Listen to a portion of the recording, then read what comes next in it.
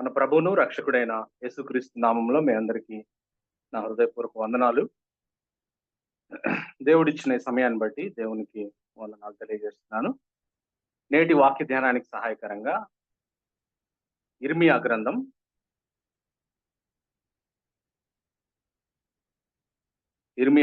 7వ అధ్యాయం,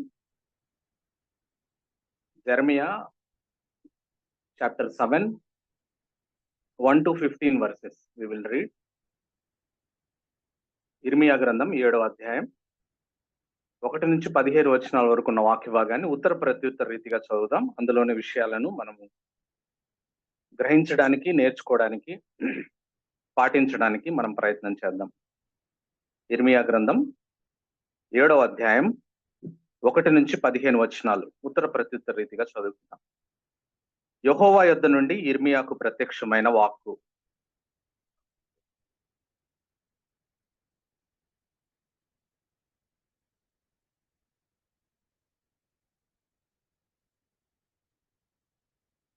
సైన్యములకు అధిపతియు ఇశ్రాయేలు యొక్క దేవుడనగు యెహోవా ఇలాగు సెలవిచ్చుచున్నాడు, నేను ఈ స్థలమున మిమ్మును నివసింపజేయనట్లు మీ మార్గములను మీ క్రియలను దిద్దుకొనుడి.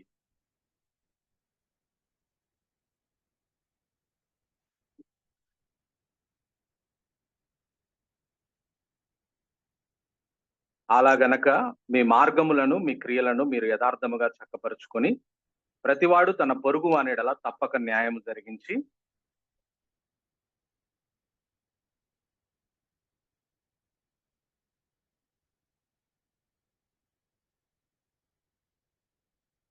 ఈ స్థలమున తమకు నిత్యముగా నుండుటకై పూర్వకాలమున నేను మీ పితరులకు ఇచ్చిన దేశమున మిమ్మును కాపురం ఉంచుదును.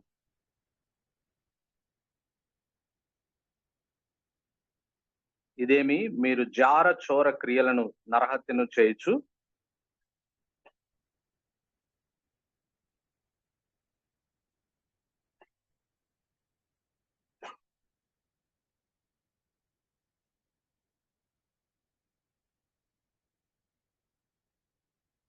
నాదని చాటబడిన ఈ మందిరము మీ దృష్టికి దొంగల గుహ అయినదా? ఆలోచించుడి. నేనే ఈ సంగతి కనుగొనుచున్నాను. ఇదే యెహోవా వాక్కు.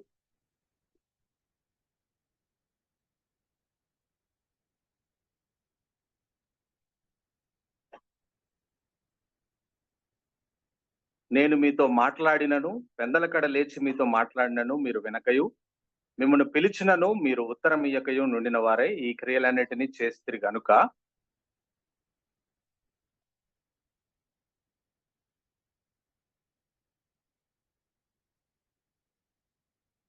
ఎఫ్రాయిము సంతానముకు మీ సహోదరులందరినీ నేను వెళ్ళగొట్టినట్లు మిమ్మల్ని నా సన్నిధి నుండి వెళ్ళగొట్టుదును. ఈ ప్యాసేజ్ మనకు అర్థం కావాలంటే ఈ ప్యాసేజ్ యొక్క బ్యాక్గ్రౌండ్, జూడా హిస్టరీ కొంత మనము ముందు జ్ఞాపకం చేసుకోవాలి. ఆ తర్వాత ఇందులో రాయబడిన కంటెంట్ ని మనం అర్థం చేసుకోవడానికి మనం ప్రయత్నించవచ్చు. ఈ మాటలు ఎవరంటే ఎక్కడ ఏ సందర్భంలో రాయబడ్డాయంటే దేవుడు తన ప్రజలైన యూదా వారిని ఉద్దేశించి ప్రవక్త అయిన ఇర్మియాతో మాట్లాడుతున్న మాటల్ని మనం ఇప్పటి వరకు చదువుకున్నాం. యూదా దేశము, ఇశ్రాయేల్ దేశం యొక్క పరిస్థితి మనం గమనించినట్లయితే మహాజ్ఞాని అయిన సొలొమోను పరిపాలన తర్వాత మనందరికీ తెలుసు ఇశ్రాయేల్ దేశం రెండుగా చీలిపోయింది. ఇశ్రాయేల్ 12 గోత్రాల్లో 10 గోత్రాలు నార్థరన్ కింగ్డమ్ గా ఇశ్రాయేల్ దేశంగా ఏర్పడ్డాయి. ఈ నార్థరన్ కింగ్డమ్ యొక్క క్యాపిటల్ షోమ్రోను. ఆ ఇశ్రాయేల్ 12 ట్రైబ్స్ లో మిగిలిన 2 గోత్రాలు, ఈ 10 గోత్రాలు కాకుండా మిగిలిన 2 గోత్రాలు అంటే యూదా గోత్రము, బెన్యామీను గోత్రము సదరన్ కింగ్డమ్ గా ఏర్పడ్డాయి. ఈ సదరన్ కింగ్డమ్ ని యూదా రాజ్యం అని పిలుస్తారు. దీని క్యాపిటల్ జెరూషలేం. ఆనాటి నుండి ఈనాటి వరకు ఈ 2 రాజ్యాలు తిరిగి కలవలేదు. 2 వేరు రాజ్యాలుగానే ఉన్నాయి. అయితే ఇన్ ఫ్యూచర్, భవిష్యత్తులో బైబిల్ చెప్పేది ఏమిటంటే క్రీస్తులో ఇవి 2 కలవబోతున్నాయి అనే విషయం బైబిల్ మనకు సెలవిస్తా ఉంది. ఈ విధంగా విడిపోయిన 2 రాజ్యాల ప్రజలు దేవునికి విరోధంగా పాపం చేశారు. అంటే ఇశ్రాయేల్ ప్రజలు పాపం చేశారు, యూదా ప్రజలు దేవునికి విరోధంగా పాపం చేశారు. దేవుని ఆజ్ఞలకు విరోధంగా పాపం చేస్తూనే వచ్చారు. దేవుడి మాటలను ధిక్కరిస్తూనే వచ్చారు. దేవుని మాటలను, హెచ్చరికలను పెడచెవిన పెడుతూనే వచ్చారు. ఈ విధంగా వీరు దేవుని ఆజ్ఞలకు విధేయత చూపకుండా పాపం చేసినప్పుడు దేవుడే వారిని గుణపరచడానికి, వారిని చక్కపరచడానికి, వారిని తిరిగి తన వద్దకు తీసుకొని రావడానికి ఇతర అన్య రాజ్యాల వారికి వారిని బానిసలుగా అప్పగించినట్లుగా ఈ ఇశ్రాయేలు చరిత్ర, యూదా చరిత్ర మనకు చెప్తా ఉంది. యూదా వారితో పోలిస్తే ఇశ్రాయేలు వారు దేవుని దృష్టిలో అధికంగా పాపం చేశారు కాబట్టి మొట్టమొదట వారి సంగతిని మనం ఆలోచిస్తే క్రీస్తు పూర్వం 732 సంవత్సరంలో ఇశ్రాయేలు దేశాన్ని, ఇశ్రాయేలు ప్రజలని దేవుడు అష్షూరు రాజు చేతికి, క్రీస్తు పూర్వం 722లో అష్షూరు రాజు చేతికి అప్పగించాడు. 2వ రాజుల గ్రంథం 17:5-6 వచనాల్లో ఈ విషయం ఉంటుంది, తీయవలసిన అవసరం లేదు. అష్షూరు రాజు చేతికి అప్పగించాడు. అప్పటి నుండి ఇప్పటి వరకు ఇశ్రాయేల్ తమ బానిసత్వం నుండి తిరిగి రాలేదు. అట్లా వెళ్ళిపోయిన వారు అలాగే ఉండిపోయారు. ఆ తరం వారు చనిపోయారు. ఆ తర్వాత 1948వ సంవత్సరంలో ఇశ్రాయేల్ దేశం ఏర్పడిన తర్వాత వారి సంతతిలోంచి కొంతమంది ఇశ్రాయేల్ దేశానికి వచ్చి స్థిరపడ్డట్టుగా చరిత్రలో మనం చూస్తాం. అయితే యూదా రాజ్యం పరిస్థితి ఏంటి అనే విషయాన్ని మనం గమనిస్తే వీరు కూడా దేవుని మాటలను ధిక్కరించారు. వీరు కూడా దేవునికి విరోధంగా పాపం చేసినందున దేవుడు వీరిని కూడా అన్ని రాజ్యాల వారికి బానిసలుగా అప్పగించాడు. వీరు 3 సార్లు బానిసత్వంలోనికి వెళ్ళినట్టుగా చూస్తాం. క్రీస్తుపూర్వం 605లో, క్రీస్తుపూర్వం 596లో, క్రీస్తుపూర్వం 586లో. వీరిని బబులోను రాజు నెబుకద్నెజరు దాడి చేసి వీరి మీద చెరపట్టుకుని పోయినట్టుగా చరిత్రలో మనం చూస్తాం. అయితే ఇంతకు ముందు చెప్పినట్టుగా ఇశ్రాయేలుతో పోలిస్తే వీళ్ళు తక్కువ పాపం చేశారు కాబట్టి వీరు బానిసలుగా కొనిపోబడిన 70 సంవత్సరాల తర్వాత వీరు బంధకాల నుంచి విడిపించబడి యూదా దేశానికి తిరిగి వచ్చారు యూదా ప్రజలు. దానియేలు గ్రంథం 9వ అధ్యాయంలో ఈ విషయాన్ని రాయబడ్డం మనం చూస్తాం. అంటే క్రీస్తు పూర్వం 586లో నెబుకద్నెజర్ అనే బబులోను రాజు యెరూషలేం పట్టణంపై దాడి చేశాడు. యెరూషలేం పట్టణాన్ని, రాజ సౌధాలను, దేవుని మందిరాన్ని కూల్చివేశాడు. అగ్ని చేత కాల్చివేశాడు. యెరూషలేం ప్రాకారాల్ని పడగొట్టాడు. దేవుని మందిరాన్ని పడగొట్టి దేవుని మందిరంలోని బంగారు పాత్రలంతా ఎత్తుకొని పోయినట్టుగా మనం చూస్తాం చరిత్రలో. ఇది యూదా రాజుల చరిత్ర, యూదా దేశం యొక్క చరిత్ర. 2వ రాజుల గ్రంథం 25వ అధ్యాయంలో ఈ విషయాలు రాయబడ్డాయి. అంటే దేవుని మందిరం దగ్గర నుండి యెరూషలేం ప్రాకారాల వరకు కూల్చివేయబడ్డాయి. యెరూషలేం పట్టణం ఒక శ్మశానంగా మార్చివేయబడింది. ఇదంతా ఎందుకు జరిగింది అని అంటే యూదా ప్రజలు దేవుని మాట వినకుండా పాపం చేసినందువల్లనే అనే విషయాన్ని ఈ సందర్భంగా నేను మీకు జ్ఞాపకం చేస్తాను. అయితే ఎప్పుడైతే వీళ్ళు చెరలోనికి వెళ్ళిన తర్వాత వీళ్ళు తమ పాపముల విషయమై పశ్చాత్తాపడి దేవునికి ప్రార్థన చేస్తారు. ప్రార్థన చేసినప్పుడు దేవుడు 70 సంవత్సరాల తర్వాత యూదా వారిని బానిసత్వం నుంచి విడిపించి వారిని తిరిగి యెరూషలేముకు చేర్చినట్టుగా మనం చరిత్రలో, బైబిల్లో మనం చూస్తాం. అయితే ఇదంతా జరగక ముందే మనం బాగా అర్థం చేసుకోవడానికి ప్రయత్నం చేద్దాం. ఇదంతా జరగక ముందే, యూదా ప్రజల మీదకి నెబుకద్నెజరు దాడి చేయక ముందే, యూదా ప్రజలు బానిసలుగా కొనిపోకబడక ముందే, మందిరము పడగొట్టబడక ముందే దేవుడు తన ప్రవక్త అయిన ఇర్మియాను నిలవబెట్టి క్రీస్తు పూర్వం 627 నుంచి క్రీస్తు పూర్వం 586 వరకు ఇర్మియా యూదా వారికి జరగబోయే కీడును గురించి హెచ్చరిస్తూనే ఉన్నాడు.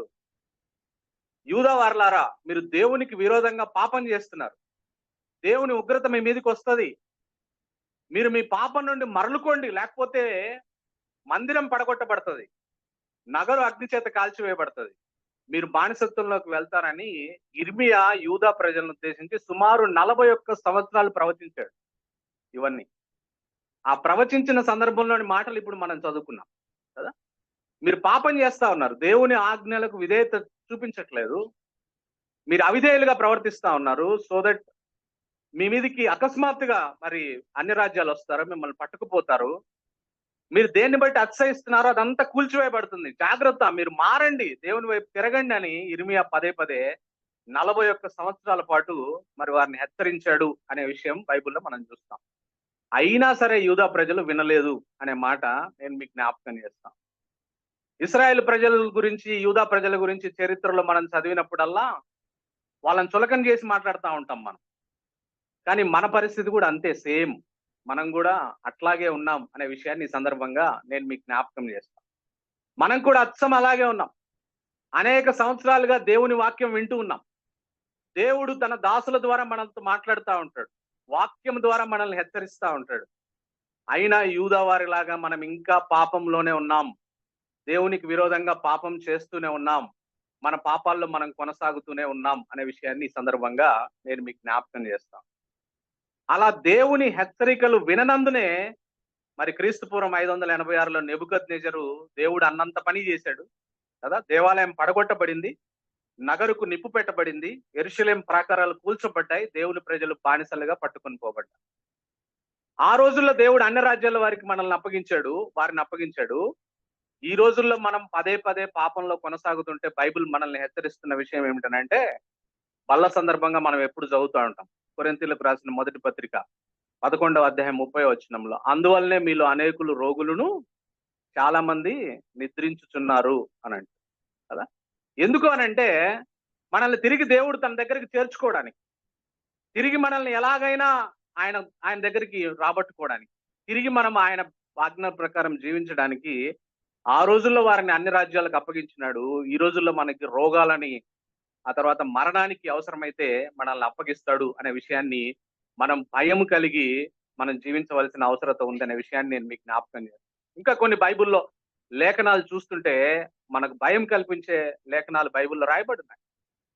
దేవుడు ఇంకా మనం దేవుని హెచ్చరికలను పెడచెవిన పెట్టి, వాక్యం పదే పదే పాపం నుంచి బయటపడమని మనకు చెప్తున్నా, దేవుని ఆజ్ఞలకు అవిధేయత చూపించకూడదని చెప్తున్నా కూడా మనం ఇంకా పెడచెవిన పెట్టి జీవిస్తుంటే దేవుడు చెప్తున్నాడు, మీరు భ్రష్ట మనసుకు అప్పగించబడతారు, పాపానికి అప్పగించబడతారు అని బైబిల్లో రాయబడింది. చూడండి 81వ కీర్తనలో రాయబడ్డ మాటని మనం గమనించినట్లయితే, 81వ కీర్తన నేను చదువుతున్నాను, గమనించండి. 81వ కీర్తన 11, 12 వచనాల్లో ఈ విధంగా రాయబడింది. అయినను నా ప్రజలు నా మాట ఆలకింపకపోయిరి, ఇశ్రాయేలీయులు నా మాట వినకపోయిరి. కాబట్టి వారు తమ స్వకీయ ఆలోచనలు బట్టి నడుచుకున్నట్లు వారి హృదయ కాఠిన్యమునకు నేను వారిని అప్పగించి, హృదయ కాఠిన్యమునకు నేను వాళ్ళకి అప్పగించాను అంటున్నా. ఇంకా సామెతల గ్రంథం 1వ అధ్యాయం, సామెతల గ్రంథం 1వ అధ్యాయంలో 23 నుంచి 31 వచనాల్లో రాయబడ్డ మాటల్ని నేను చదువుతున్నాను, గమనించండి. సామెతల గ్రంథం 1వ అధ్యాయం 23 నుంచి, నా గద్దింపును విని తిరుగుడి, ఆలకించుడి, నా ఆత్మను మీ మీద కుమ్మరించుదును, నా ఉపదేశమును మీకు తెలిపెదను. నేను పిలవగా మీరు వినకపోతిరి, నా చేయి చాపగా ఎవరును లక్ష్య పెట్టకపోయిరి. నేను చెప్పిన బోధ ఏమియు మీరు వినక త్రోసివేసితిరి, నేను గద్దింపగా లోబడకపోతిరి. కాబట్టి మీకు అపాయము కలుగునప్పుడు నేను నవ్వెదను, మీకు భయము వచ్చినప్పుడు నేను అపహాస్యము చేసేదను. భయం మీ మీదకి తుఫాను వలె వచ్చినప్పుడు, సుడిగాలి వచ్చినట్లు మీకు అపాయం కలుగునప్పుడు, మీ కష్టమును దుఃఖమును ప్రాప్తించినప్పుడు నేను అపహాస్యం చేసేదను. అప్పుడు వారు నన్ను గూర్చి మొరపెట్టెదరు గాని నేను ప్రత్యుత్తరం ఇయ్యకుందును, నన్ను శ్రద్ధగా వెతికెదరు గాని వారికి నేను కనబడకుందును. జ్ఞానము వారికి అసహ్యమాయను, యెహోవా యందు భయభక్తులు కలిగి ఉండుట వారికి ఇష్టము లేకపోయాను. నా ఆలోచన విననొల్లకపోయిరి, నా గద్దింపును వారు కేవలం తృణీకరించారు.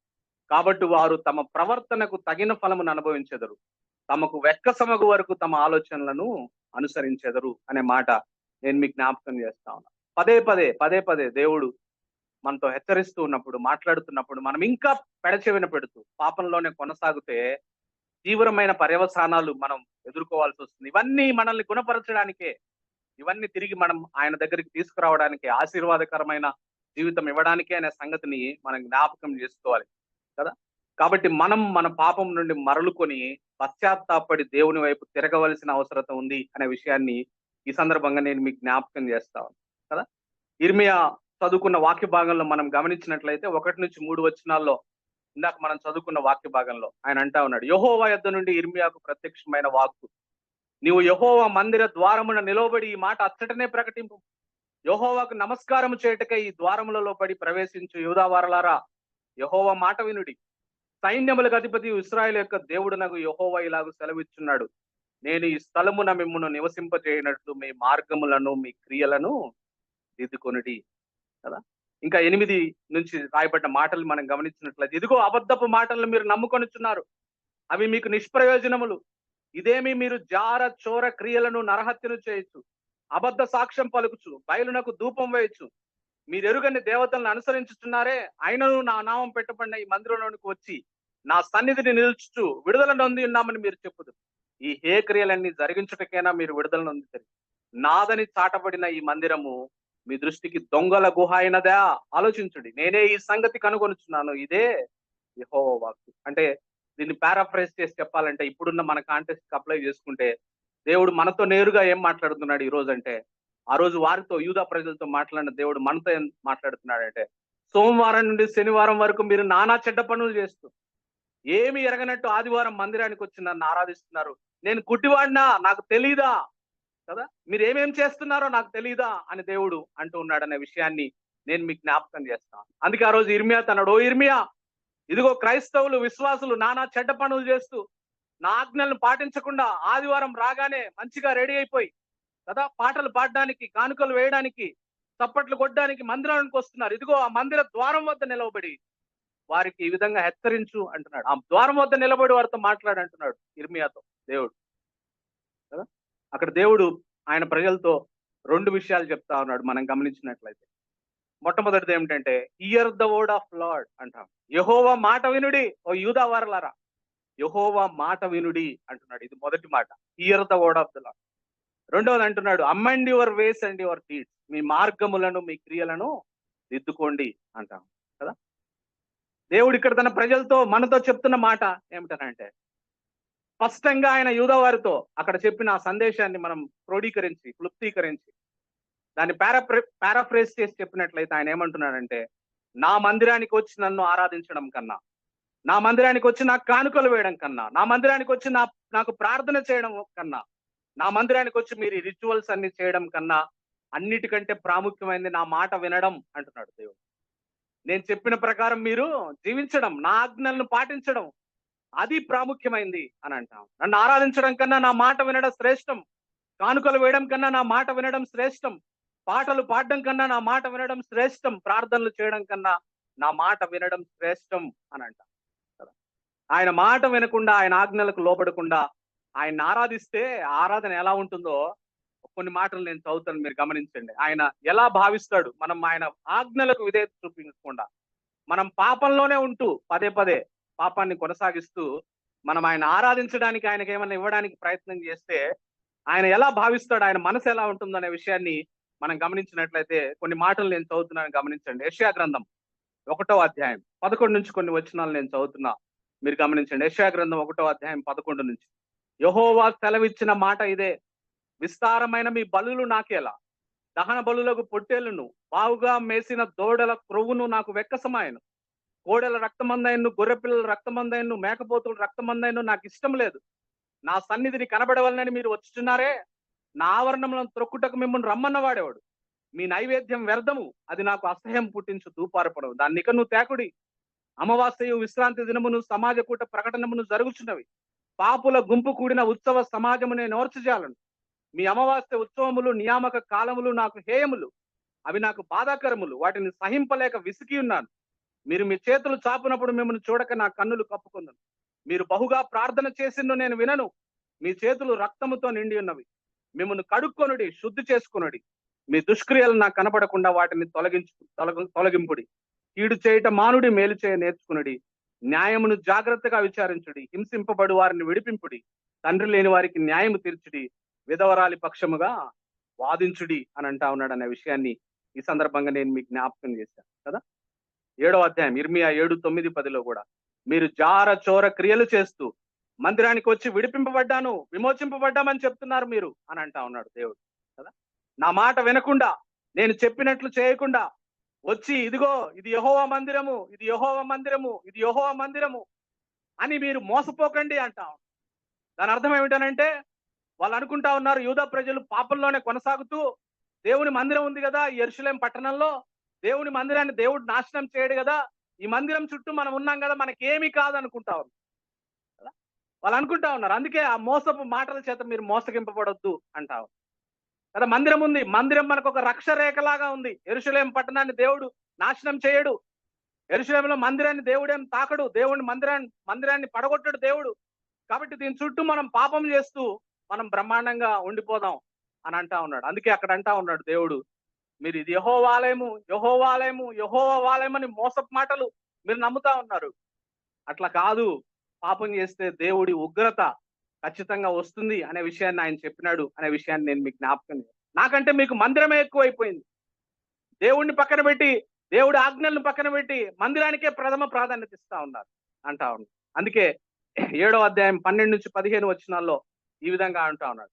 పూర్వమున నేను నా నామము నిలిపిన షిలోహు నందున్న నా స్థలమునకు పోయి విచారణ చేయడి. ఇశ్రాయేలీలైన నా జనుల దుష్టత్వమును బట్టి నేను దానికి చేసిన కార్యము చూడి. ఇదే యెహోవా వాక్కు. నేను మీతో మాట్లాడినను, పెందలకడ లేచి మీతో మాట్లాడినను మీరు వినకయు, మిమ్మల్ని పిలిచినను మీరు ఉత్తరమియకయు నుండిన వారే ఈ క్రియలన్నీ చేసిరి గనుక నేను షిలోహునకు చేసినట్లు మీకు ఆశ్రయమైన నా నామం పెట్టబడిన ఈ మందిరమునకును మీకును మీ తండ్రులకును నేను ఇచ్చిన స్థలమునకు నేను అలాగే చేయుదును. ఎఫ్రాయిము సంతానమగు మీ సహోదరులందరినీ నేను వెళ్ళగొట్టినట్టు మిమ్మును నా సన్నిధి నుండి వెళ్ళగొట్టుదును అంటాం. మందిరాన్ని చుట్టూ ఉండి మందిరం మాకు రక్షరేఖ అనుకుంటా ఉన్నారేమో. ఒకసారి మీ పూర్వీకులకు జరిగింది ఏంటో జ్ఞాపకం చేసుకోండి. మీరు ఐగుప్తు నుంచి విడిపించబడి ఇశ్రాయేలు ప్రజలందరూ కనాను దేశానికి వచ్చినప్పుడు నా మందసము నా మందిరము షిలోహులో ఉండేది. మీరు అవిధేయత చూపించినప్పుడు ఫిలిస్తీన్లను పంపించినప్పుడు ఆ ఫిలిస్తీన్లు వచ్చి దేవుని మందసాన్ని ఎత్తుకొని పోయారు. అక్కడి నుంచి మందిరం తీసివేయబడింది. అది మీకు పాఠం కాదా? దాన్ని చూసి మీరు నేర్చుకోరా అంటున్నాడు యూదా వారితో దేవుడు కదా. మందిరం మందిరం అని మందిరాన్ని అత్తయిస్తా ఉన్నారు. మందిరాన్ని బట్టి మందిరంలోకి వచ్చి ఆరాధించడమే మీకు ప్రాముఖ్యమైంది, ఆ మందిరంలోనికి రావడమే మీకు ప్రాముఖ్యమైంది తప్ప నా మాట వినడం, నేను చెప్పిన మాట ప్రకారం జీవించడం మీకు అది ప్రాధాన్యతలో లేదు. అందువల్ల చెప్తా ఉన్నాడు దేవుడు, ఆ మందిరాన్ని కూడా తీసేస్తాను నేను అని అంటాం. అట్టనే జరిగింది. నెబుకద్నెజరు వచ్చి మందిరాన్ని మొత్తం సంపూర్తిగా నాశనం చేసి ఆయన వాళ్ళని చెరపట్టుకుని వెళ్ళిపోయినాడు అనే విషయాన్ని ఈ సందర్భంగా నేను మీకు జ్ఞాపకం చేస్తా ఉన్నాను. దేవుని పిల్లలంగా మనకు దేవుడు హెచ్చరిక చేస్తా ఉన్నాడు. దేవుని పిల్లలముగా దేవుణ్ణి బట్టి కాకుండా మరి దేన్ని బట్టి మనం అతిశయించిన, అది మన పదవైనా డబ్బైనా స్నేహితులైనా భార్య అయినా పిల్లలైనా మందిరమైనా ఆయన పరిచర్య అయినా దేవుడు అంటున్నాడు దాన్ని లేకుండా చేస్తాను, నేను దాన్ని తీసేస్తాను మీ మధ్య నుంచి అని అంటా ఉన్నాడు. ముందు నన్ను గణపరచాలి, మీరు నా ఆజ్ఞలను పాటించాలి, నేను చెప్పిన మాట ప్రకారం మీరు జీవించాలి, మీకు శిక్ష రాకుండా ఉండాలంటే అనే విషయాన్ని దేవుడు ఈ ఉదయకాల సమయంలో మనకు తెలియజేస్తా ఉన్నాడు. పాపం అంటే ఏంటి? పాపం యొక్క నిర్వచనం ఏంటంటే ఆజ్ఞాతిక్రమమే పాపం కదా. దేవుడు చెప్పిన ప్రకారం మనం జీవించకపోవడమే పాపం అనే విషయాన్ని ఈ సందర్భంగా నేను మీకు జ్ఞాపకం చేస్తా ఉన్నాను ప్రియ దేవుని బిడ్డ. కాబట్టి దేవుడి ఉదయకాలమున ప్రత్యేకించి మనతో ఆయన స్పష్టంగా మనతో మాట్లాడుతున్న మాట ఏమిటనంటే, మీరు అన్నిటికంటే ముఖ్యంగా నా మాట వినాలి, నా ఆజ్ఞ ప్రకారం మీరు జీవించాలి. అలా జీవించకపోతే, మాట వినకపోతే అది పాపం. కాబట్టి ఆ పాపం నుంచి మీరు బయటపడాలి అనే విషయాన్ని దేవుడు మనకు తెలియజేస్తున్నాడు అనే సంగతిని నేను మీకు జ్ఞాపకం చేస్తాను కదా. దేవుని మాట వినడంలో ఒక మంచి ఉదాహరణ ఎవరంటే చూద్దాం. పాత నిబంధనలో మనం చూసినట్లయితే ఆదికాండం, దేవుని మాట మనం వినాలి, ఆయన మాట ప్రకారం మనం ఎలా చేయాలి అనే విషయాన్ని మనం గమనించినట్లయితే ఆదికాండం 6వ అధ్యాయం 22వ వచనంలో రాయబడ్డ మాట నేను చదువుతున్నాను, గమనించండి. ఆదికాండం 6వ అధ్యాయం, దేవుడి మాట మనం ఎలా వినాలి అనే విషయాన్ని మనం గమనిస్తే ఒక మంచి మాదిరి అక్కడ ఉంది. నోవహు అట్లు చేసెను, దేవుడు అతనికి ఆజ్ఞాపించిన ప్రకారం యావత్తు చేసెను. 7:5లో కూడా రాయబడ్డ మాటను నేను చదువుతున్నా. ఆదికాండం 7వ అధ్యాయం 5వ వచనం, తనకు యెహోవా ఆజ్ఞాపించిన ప్రకారం నోవహు యావత్తు చేసెను. 7:23లో రాయబడ్డ మాట, నరులతో కూడా పశువులను పురుగులను ఆకాశ పక్షులను నేల మీదనున్న జీవరాశులన్నిటినీ జీవరాశులన్నీ తుడిచివేయబడును, అవి భూమి మీద నుండకుండా తుడిచివేయబడును, నోవహును అతనితో కూడా ఓడలనున్నవి మాత్రము మిగిలి ఉండెను అనే మాట కదా. దేవుని మాటకు విధేయత చూపిస్తే, దేవుడు ఎట్లా చెప్పాడో అట్లా చేస్తే, బైబిల్లో రాయబడ్డ మాట ఏమిటంటే నోవహు ఆయన కుటుంబము రక్షించబడింది అనే మాట రాయబడి. మనం కూడా మన జీవితాల్లో మన కుటుంబాలకు క్షేమం కలగాలంటే, మనకు కూడా క్షేమం కలగాలంటే మనం చేయవలసింది ఏమిటనంటే తప్పక దేవుని మాటని నోవహు ఎలా పాటించాడు ఆ విధంగా మనం సంపూర్ణంగా దేవుని మాటకు విధేయత చూపించే వైపుగా మనం ప్రయాణము చేయవలసిన అవసరత ఉంది అనే విషయాన్ని ఈ సందర్భంగా నేను మీకు జ్ఞాపకం చేస్తాను. అయితే ఒక బ్యాడ్ ఎగ్జాంపుల్, దేవుని మాటను పాటించకుండా మరి తనకు నాశనం తెచ్చుకున్న ఒక వ్యక్తిని బైబిల్లో మనం గమనించినట్లయితే మొదటి సమూయేలు గ్రంథం 15వ అధ్యాయం, మొదటి సమూయేలు గ్రంథం 15వ అధ్యాయం 1-3 వచనాల్లో రాయబడ్డ మాటను నేను చదువుతున్నాను, గమనించండి. మొదటి సమూయేలు గ్రంథం 15వ అధ్యాయం, దేవుని మాట వినకపోతే ఎటువంటి నష్టం వస్తుంది, ఒక వ్యక్తి ఏ విధంగా నష్టం కొని తెచ్చుకున్నాడు అనే విషయాన్ని మనం గమనించినట్లయితే మొదటి సమూయేలు గ్రంథం 15వ అధ్యాయం 1-3 వచనాలు. ఒకానొక దినమున సమూయేలు సౌలును పిలిచి, యెహోవా ఇశ్రాయేలీయులకు తన జనుల మీద నిన్ను రాజుగా అభిషేకించుటకై నన్ను పంపెను. యెహోవా మాట వినుము, సైన్యములకు అధిపతియగు యెహోవా సెలవిచ్చినదేమనగా, అమాలేకీయులు ఇశ్రాయేలీయులకు చేసినది నాకు జ్ఞాపకమే, వారు ఐగుప్తులో నుండి రాగానే అమాలేకీయులు వారికి విరోధులై మార్గమందు వారి మీదకి వచ్చింది కదా. కాబట్టి నీవు పోయి కనికరింపక అమాలేకీయులను హతము చేయొచ్చు. పురుషులనేమి, స్త్రీలనేమి, బాలులనేమి, పసిపిల్లలనేమి, ఎద్దులనేమి, గొర్రెలనేమి, ఒంటెలనేమి, కార్దబములనేమి అన్నిటినీ హతము చేసి వారికి కలిగినదంతయు బొత్తిగా పాడు చేసి అమాలేకీయులను నిర్మూలము చేయమని చెప్పాడు. సౌలుకు దేవుడు చెప్పాడు, అమాలేకీయులను మొత్తం నిర్మూలన చేయి అని. దేవుడు అంత కఠినంగా ఎందుకు చెప్పాడంటే అమాలేకీయులు పాపానికి సాదృశ్యంగా ఉన్నారు. అందువల్లనే దేవుడు అంత కఠినంగా అంత నిర్మూలన చేయమన్నాడు. అయితే సౌలు ఆయన మాట విన్నాడా? చూడండి 9వ వచనంలో రాయబడ్డ మాట మనం గమనించినట్లయితే, 1 సమూయేలు గ్రంథం 15వ అధ్యాయం 9వ వచనం.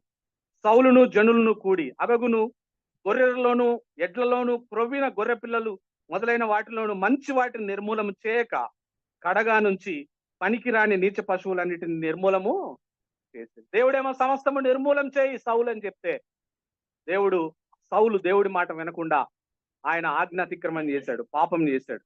అప్పుడు 10 నుంచి 14 వచనాల్లో దేవుని మాట వినకపోతే దేవుడి ప్రతిస్పందన ఎలా ఉంది అనే విషయాన్ని మనం గమనించినట్లయితే, అప్పుడు యెహోవా వాక్కు 1 సమూయేలు గ్రంథం 15వ అధ్యాయం 10 నుంచి నేను చదువుతున్నాను, గమనించండి. అప్పుడు యెహోవా వాక్కు సమూయేలుకు ప్రత్యక్షమై ఇలాగు సెలవిచ్చింది, సౌలు నన్ను అనుసరింపక వెనుక తీసి నా ఆజ్ఞలను గైకొనకపోయాను కనుక అతన్ని రాజుగా నిర్ణయించినందుకు నేను పశ్చాత్తాపడుతున్నాను. అందుకు సమూయేలు కోపావేశుడై రాత్రి అంతా యెహోవాకు మొరపెట్టుచునుండెను. ఉదయం సమూయేలు లేచి సౌలును ఎదుర్కొంటకు పోగా సౌలు కర్మేలునకు వచ్చి అక్కడ జయసూచకమైన శిలను నిలిపి తిరిగి గిల్గాలునకు పోయినన్న సమాచారం వినను. తర్వాత అతడు సౌలు వద్దకు రాగా సౌలు, యెహోవా వలన నీకు ఆశీర్వాదం కలుగును గాక, యెహోవా ఆజ్ఞను నేను నెరవేర్చిననగా సమూయేలు, అలాగైతే నాకు వినబడుచున్న గొర్రెల అరుపులను ఎడ్ల రంకెలను ఎక్కడివని అడిగాను. అందుకు సౌలు, అమాలేకీయుల వద్ద నుండి జనులు వీటిని తీసుకుని వచ్చిరి అనే మాట మరి సెలవిచ్చినాడనే మాట ఈ సందర్భంగా నేను మీకు జ్ఞాపకం చేస్తాను. సమూయేలు వచ్చి కన్ఫరెంట్ చేశాడు సౌల్ని, నువ్వు దేవుడి మాట వినలేదంటే. సౌలు అన్నాడు, లేదు నేను విన్నాను అని అంటే, అప్పుడు సమూయేలు అన్నమాట, ఆ గొర్రెల అరుపులు ఎక్కడివి అని అంట కదా. ఆ ఎడ్ల రంకెలు, మరి నువ్వు దేవుని మాట వింటే ఆ ఎడ్ల రంకెలు, గొర్రెల రంకెలు ఏమిటి, అరుపులు ఏమిటి అని ఆయన సౌలును ప్రశ్నించినట్టుగా, బ్లీటింగ్ ఆఫ్ షీప్ కదా. మనం కూడా దేవునికి చెప్తా ఉన్నాం, దేవుడు మనల్ని అడుగుతా ఉన్నాడు, నువ్వు దేవుని బిడ్డవైతే నీ జీవితంలో ఇంకా అబద్ధపు రంకెలు వినపడతా ఉన్నాయి, అబద్ధాలు మాట్లాడుతా ఉన్నావు, అబద్ధం చెప్పొద్దని బైబిల్ చెప్తా ఉంటే అబద్ధపు రంకెలు నీ జీవితంలో వినపడతా ఉన్నాయి అంటున్నాడు దేవుడు కదా. అసూయ అనే రంకెలు వినపడతా ఉన్నాయి నీ జీవితంలో, నా జీవితంలో.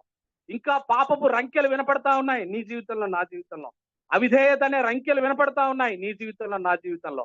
గర్వము అనే రంకెలు ఇంకా వినపడతా ఉన్నాయి అని దేవుడు ఉదయకాలంలో మనల్ని హెచ్చరిస్తున్నాడనే విషయాన్ని ఈ సందర్భంగా నేను మీకు జ్ఞాపకం చేస్తాను. అదే గ్రంథంలో విధేయతను గురించి దేవుడు అద్భుతమైన మాట మరి అక్కడ పలికించాడు. చూడండి 15వ అధ్యాయం 22వ వచనంలో రాయబడ్డ మాట. అందుకు సమూయేలు, తాను సెలవిచ్చిన ఆజ్ఞను ఒకడు గైకొనుట వలన యెహోవా సంతోషించున్నట్లు ఒకడు దహన బలులను అర్పించటం వలన ఆయన సంతోషించునా? ఆలోచించుము. బలులు అర్పించట కంటే ఆజ్ఞను గైకొనుటయు, రొట్టేళ్ల కొరువు అర్పించట కంటే మాట వినుటయు శ్రేష్టము అనే మాట చెప్తా ఉన్నాడు అనే మాట ఈ సందర్భంగా నేను మీకు జ్ఞాపకం చేస్తాను. ప్రియ దేవుని బిడ్డలారా, మన దేవుడు ఆజ్ఞలను మనం పాటించే విషయంలో చాలా ఖచ్చితంగా ఉంటాడు. పాపిని ప్రేమిస్తాడు కానీ పాపాన్ని ఆయన ద్వేషిస్తూ ఉంటాడు. మన జీవితంలో పాపం మీద ఆయన ఉగ్రత ఎప్పుడు మండుతూనే ఉంటుంది అనే విషయాన్ని ఎప్పుడు మన హృదయంలో మనము బ్యాక్ ఆఫ్ మైండ్ మనం గుర్తుపెట్టుకొని ఉండవలసిన అవసరత ఉంది. పాపాన్ని ఆయన ప్రేమించేవాడు కాదు, పాపిని ప్రేమిస్తాడు కానీ పాపాన్ని ద్వేషిస్తూనే ఉంటాడనే విషయాన్ని మనం ఎప్పుడు గుర్తుపెట్టుకోవాలి. ఒక టెర్రిబుల్ వర్స్ నిజంగా నేను మీకు ఈ ఉదయకాలంలో దేవుడు ఎంత ఖచ్చితంగా ఉంటాడో అనే విషయాన్ని, సంఖ్యాకాండం 15వ అధ్యాయం, మరి దేవుడు తన ఆజ్ఞలను పాటించే విషయంలో ఎంత ఖచ్చితంగా ఉంటాడు, ఇదంతా ఇది చదువుతున్నప్పుడు నిజంగా నాకు భయం వేసింది కదా. ఆ విషయాన్ని నేను మీకు చదివి వినిపిస్తాను. సంఖ్యాకాండం 15వ అధ్యాయం 32 నుంచి 36 వచనాల్లో రాయబడ్డ మాట. సంఖ్యాకాండం 15వ అధ్యాయం 32 నుంచి నేను చదువుతున్నాను. ఇశ్రాయేలీయులు అరణ్యంలో ఉన్నప్పుడు ఒకడు విశ్రాంతి దినమున కట్టెలు ఏరుట చూచిరి. వాడు కట్టెలు ఏరుట చూచిన వారు మోషే యొద్దకును అహరోను వద్దకును సర్వ సమాజం వద్దకును వాడిని తీసుకుని వచ్చిరి. వానికి ఏమి చేయవలనో అది పడలేదు గనుక వాడిని కావలిలో ఉంచిరి. తర్వాత యెహోవా, ఆ మనుష్యుడు మరణ శిక్ష నొందవలను, సర్వ సమాజము పాలెం వెలుపల రాళ్లతో వాడిని కొట్టి చంపవలనని మోషేతో చెప్పాను. కాబట్టి యెహోవా మోషేకి ఆజ్ఞాపించినట్లు సర్వ సమాజం పాలెం వెలుపలికి వాడిని తీసుకొని పోయి రాళ్లతో వాని సావగొట్టిరి అనే మాట అక్కడ రాయబడిందనే విషయాన్ని నేను మీకు జ్ఞాపకం చేస్తా ఉన్నా. ప్రియ సంగమా, సోమవారం నుంచి శనివారం వరకు మనం ఆయన మాట వింటున్నామా? ఆయన ఆజ్ఞల ప్రకారం జీవిస్తున్నామా? కదా, ఆయన మాటను పెడచెవిన పెట్టి ఆయన్ని ఆరాధించడానికి పూనుకుంటున్నామా? మనల్ని మనమే పరిశీలన చేసుకోవాల్సిన అవసరత ఉంది. నూతన నిబంధనలో మత్తయి సువార్త 5, 6, 7 అధ్యాయాల్లో నూతన నిబంధన విశ్వాసులముగా మనం ఏం చేయాలి, ఎలా జీవించాలనే విషయాన్ని స్పష్టంగా దేవుడు తన వాక్యంలో మనకు రాయించి పెట్టినాడు. కొండ మీద ప్రసంగంలో ఆయన రాయించి పెట్టాడు కదా. ఇందాకే మనం చూసాం, నీ సహోదరుని మీద కోపపడవద్దు అని చెప్పినాడు కదా.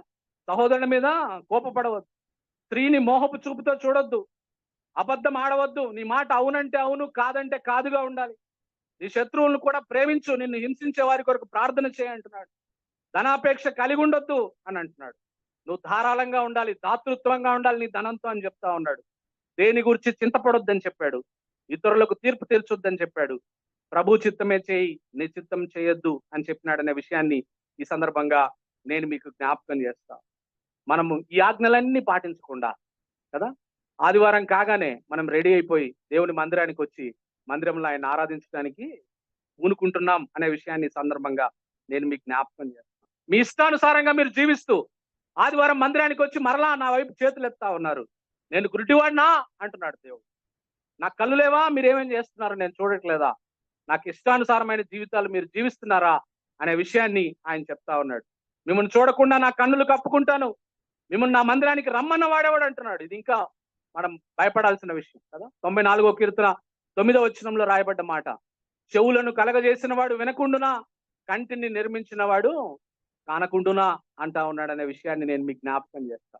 అలా అంటూ ఆయన చెప్తున్న మాట ఏమిటనంటే, నేను మిమ్మల్ని శిక్షించక ముందే, మీరు ఇంకా పాపంలోనే కొనసాగుతున్నట్లయితే, నేను మిమ్మల్ని శిక్షించక ముందే ఆయన అంటా ఉన్నాడు, here the word of the lord, నా మాట వినండి అంటా ఉన్నాడు. Amend your ways and your deeds కదా, మీ మార్గములను మీ క్రియలను చక్కదిద్దుకోండి అని అంటా ఉన్నాడు. ఎంత బాగా దేవుడు స్పష్టంగా బైబిల్లో రాసి పెట్టాడు కదా. దేవుని సేవలో ఉన్నామని చెప్పుకునే నాలాంటి వాళ్ళు, ఈ మందిరంలో దేవుని సేవ చేసే వాళ్ళందరూ కదా, వాళ్ళతో దేవుడు చెప్తున్న మాట ఏమిటనంటే, listening to my word is more important than serving me అంటా ఉన్నాడు కదా. ఈ మాట ఎప్పుడు చెప్పినాడు యేసుప్రభు అంటే, మార్తతో చెప్పినాడు కదా.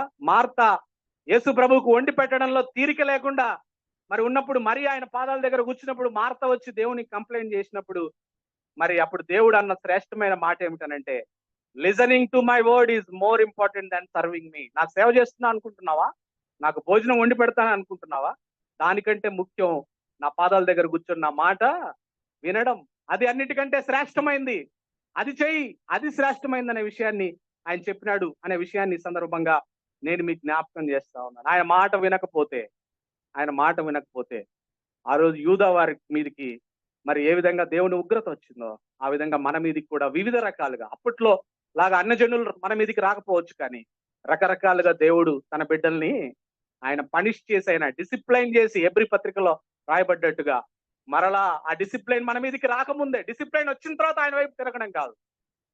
తెలివైన వాళ్ళంటే డిసిప్లైన్ రాకముందే ఆయన వైపు తిరగవలసిన అవసరత ఉంది అనే విషయాన్ని ఈ సందర్భంగా నేను మీకు జ్ఞాపకం చేస్తా ఉన్నాను. ప్రియ దేవుని బిడ్డలారా, దేవుని మాట వినడం ఎంత ఆశీర్వాదకరమో ఒక 3 క్లాసిక్ ఎగ్జాంపుల్స్ నేను చెప్పి నేను ముగిస్తాను. దేవుని మాట వింటే ఏం జరుగుతుంది అనే విషయాన్ని మనం గమనించినట్లయితే, ఒక 3 సందర్భాలని, 3 ఉదాహరణలు, 3 సందర్భాలను నేను మీకు చెప్పి నేను ముగిస్తాను. మొదటిది చూసినట్లయితే ఆదికాండం 12వ అధ్యాయం, ఆదికాండం 12, 1, 2, 3, 4 వచనాలు చదువుతున్నాను, గమనించండి.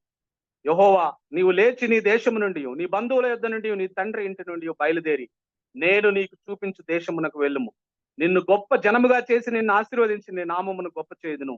నీవు ఆశీర్వాదముగా నుండు, నిన్ను ఆశీర్వదించు వారిని ఆశీర్వదించేదను, నిన్ను దూషించు వారిని శపించేదను. భూమి యొక్క సమస్త వంశములు నీ యందు ఆశీర్వదించబడినని అబ్రాముతో అనగా, యెహోవా అతనితో చెప్పిన ప్రకారము అబ్రాము వెళ్ళెను. ఎంత మంచిగా రాయబడింది అబ్రాహాం గురించి. దేవుడు చెప్పిన ప్రకారం అబ్రాము వెళ్ళాడు. దేవుడు చెప్పిన ప్రకారం అబ్రాము వెళ్తే ఏమైంది అనే విషయాన్ని మనం గమనించినట్లయితే చూడండి, యెషయా గ్రంథం 51వ అధ్యాయం, యెషయా గ్రంథం 51వ అధ్యాయం, యెషయా గ్రంథం 51వ అధ్యాయంలో 2వ వచనాన్ని నేను చదువుతున్నాను, గమనించండి. దేవుడు చెప్పిన ప్రకారం చేస్తే, దేవుడు ఆజ్ఞను పాటిస్తే ఏమవుతుందో. 51:2లో మీ తండ్రి అయిన అబ్రహాము గురించి ఆలోచించండి. మిమ్మును కనిన శారాను ఆలోచించండి.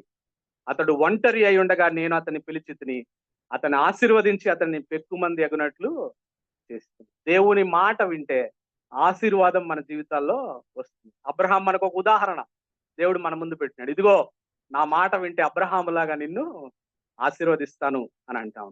రెండో సందర్భాన్ని మనం గమనించినట్లయితే యోహాను సువార్త 2వ అధ్యాయం. యోహాను సువార్త 2వ అధ్యాయం 1-5 వచనాలు చదువుతున్నాను. 3వ దినమున గలిలయలోని కానా అను ఊరిలో ఒక వివాహం జరిగింది. యేసు తల్లి అక్కడ ఉండెను. యేసును ఆయన శిష్యులను ఆ వివాహమునకు పిలువబడిరి. ద్రాక్షారసం అయిపోయినప్పుడు యేసు తల్లి వారికి ద్రాక్షారసం లేదని ఆయనతో చెప్పగా, యేసు ఆమెతో, అమ్మా, నాతో నీకేం పని? నా సమయం ఇంకా నువ్వు రాలేదని. ఆయన తల్లి పరిచారకులను చూచి, ఆయన మీతో చెప్పునది చేయుడనెను. కదా, ఎంత మంచి మాట. మరియమ్మ మరి అక్కడున్న పరిచారకులతో చెప్పిన మాట ఏమిటంటే, ఆయన మీతో చెప్పినట్టు చేయండి. దేవుడు ఈ మధ్యాహ్నం ఈ ఉదయకాల సమయంలో మనతో కూడా చెప్తున్నాడు, ఆయన మీతో చెప్పినట్టు చేయండి. చేస్తే ఆ రోజు ఏమైందనంటే, ఆ రోజు ఒక మెరాకిల్ జరిగింది కదా. మంచి నీటిని ద్రాక్షారసంగా, మధురమైన ద్రాక్షారసంగా మార్చినట్టుగా మనం లేఖనాల్లో చూస్తాం కదా. If you obey you will see miracles in your life. I can see miracles in my life కదా. మనం విధేయత చూపిస్తే మన జీవితాలు అద్భుత కార్యాలు దేవుడు చేస్తాడు అనే విషయాన్ని నేను మీకు జ్ఞాపకం చేస్తాను. ఇంకా ద్రాక్షారసం ఇస్ సింబల్ ఫర్ హ్యాపీనెస్. బైబుల్లో ద్రాక్షారసం అంటే సంతోషానికి సాదృశ్యంగా ఉంది. అంటే మన జీవితంలో సంతోషం కావాలి అని అంటే దీని నుంచి మనం నేర్చుకునే పాఠం ఏంటంటే, ఆయన వాక్యానికి మనం విధేయత చూపించవలసిన అవసరత ఉంది. 3వ సందర్భాన్ని చూద్దాం. లూకాసు వార్త 3వ సందర్భాన్ని చూసి మనం ముగించుకుందాం. లూకాసు వార్త 5వ అధ్యాయం. లూకాసు వార్త 5వ అధ్యాయం 1-7 వచనాల వరకు ఉన్న వాక్య భాగాన్ని నేను చదువుతున్నాను, గమనించండి. జన సమూహము దేవుని వాక్యం వినుచు ఆయన మీద పడుచుండగా ఆయన గెన్నెసెరతు సరస్సు తీరమున నిలిచి ఆ సరస్సు తీరమున్న 2 దోణెలను చూచెను. జాలరులు వాటిలో నుండి దిగి తమ వలలు కడుగుచుండరి. ఆయన దోణెల్లో సీమోనుదైన ఒక దోణె ఎక్కి దరి నుండి కొంచెం త్రోయమని అతన్ని అడిగి కూర్చుండి దోణలో నుండి జన సమూహములకు బోధించుచుండెను. ఆయన బోధించుట చాలించిన తర్వాత, నీవు దోణెను లోతునకు నడిపించి చేపలు పట్టుకు నీ వలలు వేయడని సీమోనుతో చెప్పగా, సీమోను, ఏలినవాడా, రాత్రంతయు మేము ప్రయాసపడితివి గాని మాకేమీ దొరకలేదు. వినండి ఇక్కడ, ఆయనను నీ మాట చొప్పున వలలు వేతునని ఆయనతో చెప్పాను. వారు అలాగూ చేసి విస్తారమైన చేపలు పట్టిరి. అందుచేత వారి వలలు పిగిలిపోచుండగా వారు వేరొక దోణిలోనున్న తమ పాలివారు వచ్చి తమకు సహాయం చేయవలని వారికి సంజ్ఞలు చేసిరి. వారు వచ్చి 2 దోణెలు మునుగునట్లు నింపిరి అనే మాట. సమృద్ధి. దేవుని మాట వింటే, యేసు ప్రభు మాట వింటే ఇక్కడ రాయబడిన మాట ఏమిటనంటే కదా, ఎన్నడూ వారి జీవితంలో పట్టనన్ని చేపలు పట్టారు. మన జీవితాల్లో కూడా ఎన్నడూ లేనంత అబండెంట్ లైఫ్ ని మనకు కావాలి అని అంటే మనం ఆయన మాట వినాలి. నీ మాట చొప్పున వలలు వేస్తాం. అయ్యా, నువ్వు చెప్పినట్టు నేను అబద్ధం ఆడను, ఎంత నష్టం వచ్చినా పర్వాలేదు. అయ్యా, నువ్వు చెప్పినట్టు నేను పొరుగువాడికి తీర్పు తీర్చను, నాకు ఎంత నష్టం వచ్చినా పర్వాలేదు, నేను మాత్రం నీ మాట వింటాను, నువ్వు చెప్పావు కాబట్టి నేను చేస్తాననే కమిట్మెంట్ కనుక మనం దేవుని మాటకు, దేవుని వాక్యానికి విధేయులమైతే సమృద్ధి జీవాన్ని మనం పొందుకుంటామనే విషయాన్ని దేవుడు మనకు తెలియజేస్తా ఉన్నాడు కదా. ద్వితీయోపదేశకాండం 28వ అధ్యాయం. ద్వితీయోపదేశకాండం 28వ అధ్యాయంలో రాయబడిన కొన్ని మాటలు నేను చదివి నేను ముగిస్తాను. ద్వితీయోపదేశకాండం 28వ అధ్యాయం. ద్వితీయోపదేశకాండం 28వ అధ్యాయం 1-6 వచనాల వరకు ఉన్న వాక్య భాగాన్ని నేను చదువుతున్నాను. నీవు నీ దేవుడైన యెహోవా మాట శ్రద్ధగా విని నేను నీకు ఆజ్ఞాపించుతున్న ఆయన ఆజ్ఞలన్నిటిని అనుసరించి నడుచుకున్న ఎడల నీ దేవుడైన యెహోవా భూమి మీద ఉన్న సమస్త జనముల కంటే నిన్ను హెచ్చించును. నీవు నీ దేవుడైన యెహోవా మాట వినిన ఎడల ఈ దీవెనలన్నీ నీ మీదకి వచ్చి నీకు ప్రాప్తించును. నీవు పట్టణములో దీవింపబడదు, పొలములో దీవింపబడదు. నీ గర్భఫలము, నీ భూఫలము, నీ పశువుల మందలు, నీ దుక్కుటెద్దులు, నీ గొర్రె మేకల మందలు దీవింపబడును. నీ గంపయు, నీ పిండి పిసుకు, నీ తొట్టియు దీవింపబడును. నీవు లోపలికి వచ్చినప్పుడు దీవింపబడదు, వెలుపలికి వెళ్ళినప్పుడు దీవింపబడదు అని అంటాం. దేవుడి ఉదయకాలం సమయంలో ఇర్మియాతో, యూదా ప్రజలతో మాట్లాడినట్టు మనతో కూడా మాట్లాడుతా ఉన్నాడు ఉదయకాలం. 1 కొరింథీ 10:11 రాయబడ్డ మాట, ఈ సంగతులు దృష్టాంతములుగా వారికి సంభవించి యుగాంతమందున్న మనకు బుద్ధి కలుగుటకై రాయబడును అనే మాట మనం చూస్తా ఉన్నాం కదా. యూదా ప్రజల చరిత్ర, ఇశ్రాయేల్ చరిత్ర ఎందుకు దేవుడు బైబిల్లో రాశాడంటే దాన్ని చూసి మనం బుద్ధి తెచ్చుకోవాలి. బుద్ధి తెచ్చుకొని మనము వాళ్ళలాగా మనం నష్టపోకుండా మనము మన జీవితాలు మార్చుకోవాలని ఆయన చెప్తా ఉన్నాడు అనే విషయాన్ని నేను మీకు జ్ఞాపకం చేస్తాను. ప్రియ సంగమా, యూదా వారి మీదకి దేవుని శిక్ష వచ్చినట్లు మన మీదకి శిక్ష రాకముందే మన మార్గములను మన క్రియలను చక్కదిద్దుకుందాం.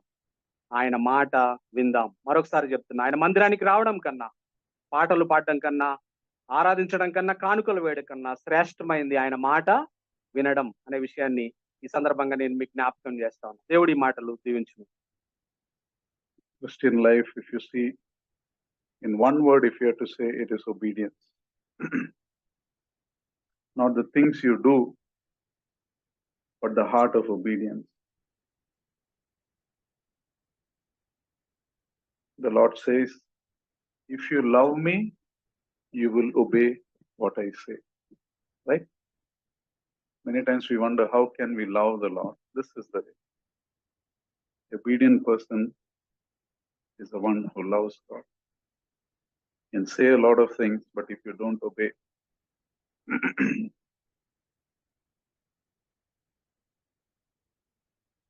let us pray. Father, we thank you for this time that you've given us. Thank you for your word that reminds us of this wicked tendency in us, where we do a lot of things externally. We worship, we give our tithes,